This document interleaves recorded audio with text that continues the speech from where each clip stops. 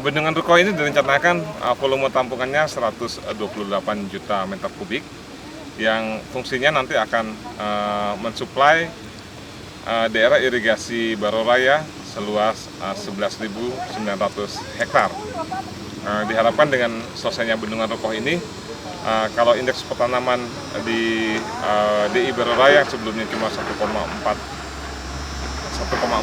dalam artian satu kali musim tanam bisa 100% penuh, musim tanam kedua hanya 40% kesediaan airnya. Dengan ada Bendungan Rukoh ini nanti bisa 3 kali musim tanam secara 100% tiga kali musim tanam tersebut. Itu harapan dari manfaat dari pembangunan Bendungan Rukoh sendiri yang direncanakan selesai di tahun 2023 akhir. Mungkin lebih detailnya nanti Pak Owi, PPK Pembangunan Rukoh bisa menyampaikan. Bendungan Rukoh saat ini progres kita lebih kurang 29%, dari target kita 30%, terjadi deviasi -1. Kemungkinan di akhir Desember ini kita sudah positif.